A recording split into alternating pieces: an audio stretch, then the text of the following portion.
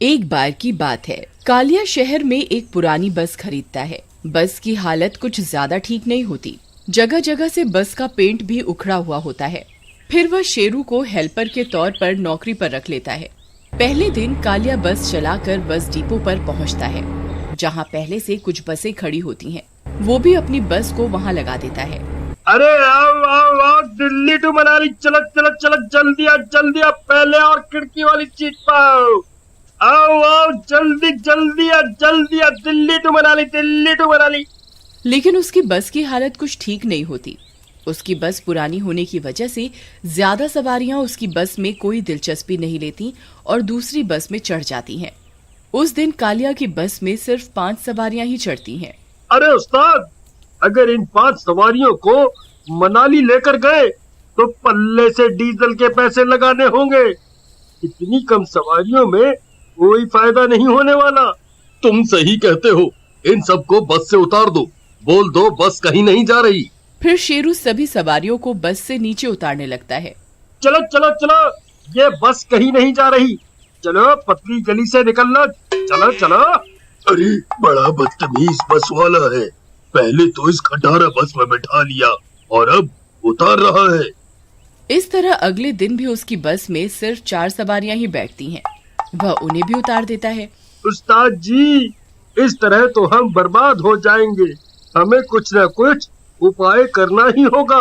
मेरे पास एक तरकीब है। फिर अगले दिन शेरू एक गांव की सुंदर लड़की को अपने साथ ले आता है और उसे बस कंडक्टर बना देता है। आओ आओ दिल्ली टू मनाली, जल्दी जल्दी आओ, पहले आओ और पहले खिड़की की सीट पाओ। इतनी सुंदर कंडक्टर को देखकर सब सवारियां दूसरी बस से उतरकर कालिया की बस की ओर आ जाती हैं। अब उसकी बस पूरी तरह से भर जाती है। अरे वाह वाह शेरू, तेरी तरकीब तो काम कर गई भाई, आज तो मजा ही आ गया।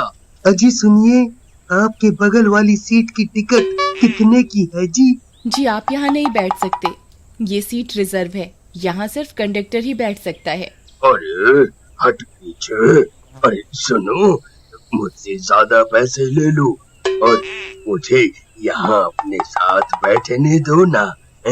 अरे ओ बूढ़े बाबा, चलो चलो चुपचाप पीछे जाकर बैठो, यहाँ कोई नहीं बैठेगा।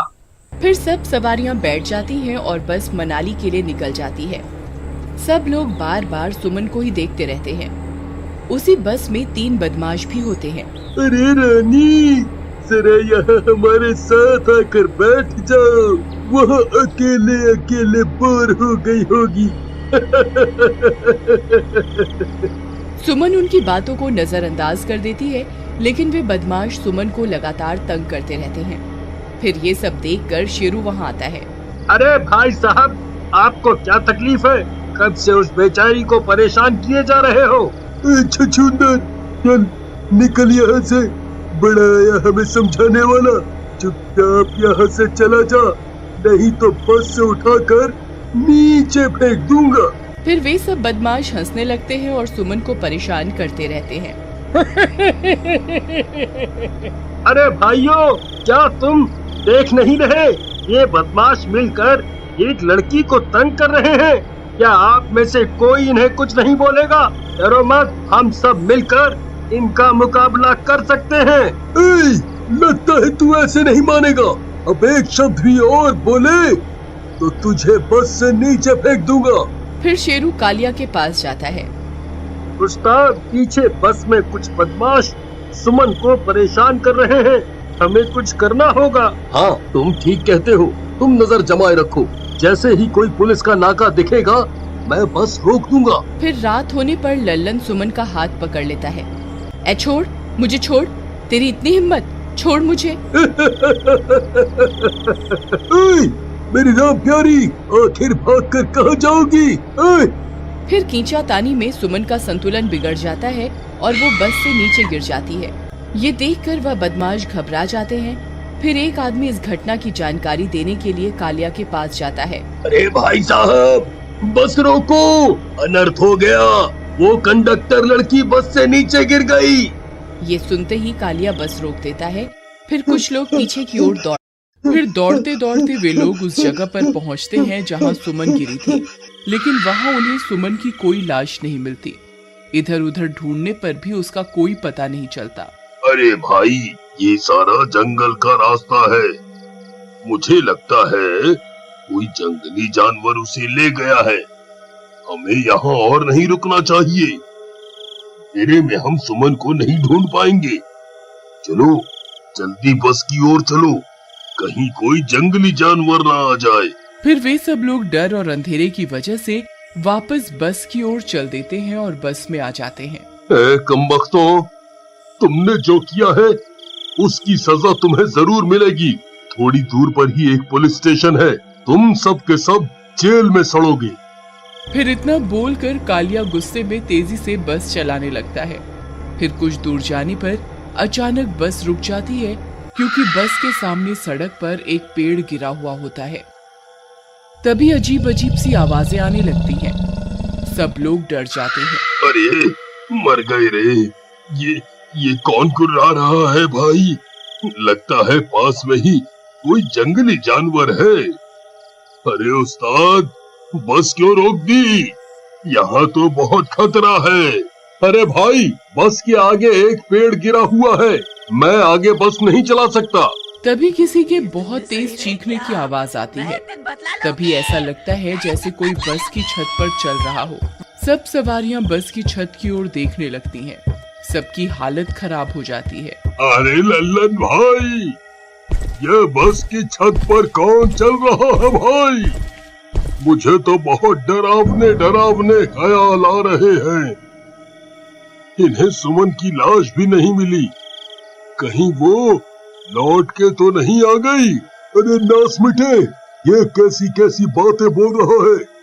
शुभ शुभ बोल। अगर वो वापस आ गई तो हम तीनों में से किसी को जिंदा नहीं छोड़ेगी। तभी खिड़की में से एक हाथ अंदर आता है और विजय की गर्दन पकड़ लेता है और उसे अपने साथ बाहर खींच लेता है। अरे अरे मर गए रे, ये तो किसी चुड़ैल का हाथ था भाई।